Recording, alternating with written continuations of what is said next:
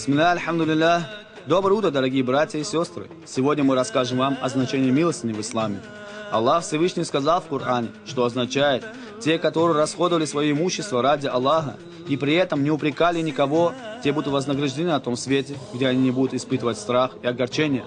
Одно из благочестивых качеств, которому побуждает ислам, это давать садака, то есть милостыню ради Аллаха. Милостыня – это одно из добрых качеств благочестивых мусульман, которые знают, что Аллах властелин всего и которые не нуждаются ни в ком и ни в чем.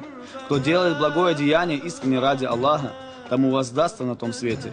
А то, что имеют его рабы из имуществ, все уходит. Знайте, что ваши деньги не уменьшаются, если вы даете милостыню, так как вы получаете за это вознаграждение в день, когда не принесут пользу ни имущество, ни деньги, ни дети тому, у кого были неправильные убеждения. Сказал пророк Мухаммад, мир ему: не уменьшается имущество, если дается милостыня. Щедрость, раздача милостыни из имущества и денег ради Аллаха – это одно из благочестивых качеств пророков, святых и богобоязненных людей. Передали Аль-Бухари и Муслим от Джабира, который сказал: пророк никогда не говорил «нет», то есть не отказывал, если просили что-либо.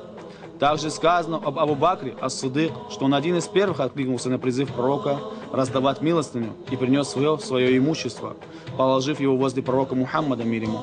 Пророк спросил у него: что ты оставил для семьи? Абу Бакр ответил: я им оставил любовь к Аллаху и его посланнику и то, что необходимо на расходы. Сказал посланник Аллаха, мир ему: скрытая милостыня, то есть не выставленная на показ, ограждает от бед. Необходимо знать, что дающий милостыню для того, чтобы получить вознаграждение от Аллаха Всевышнего, должен дать такую милостыню, которую сам бы себе желал. Не подносить беднякам порченную еду или одежду, которую хочет выбросить в мусор.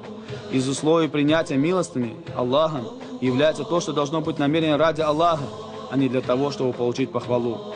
Также нужно остерегаться упрекания того, кому мы дали милостыню, так как это один из больших грехов, ликвидирующих вознаграждение. Аллах Всевышний обещал богобоязненным, которые дают милостыню, и не упрекает тех, кому давали большое вознаграждение, и они будут вечно в благоденствии.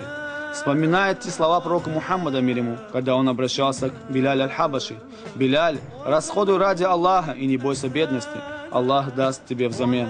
Вассаляму алейкум ва рахматуллах.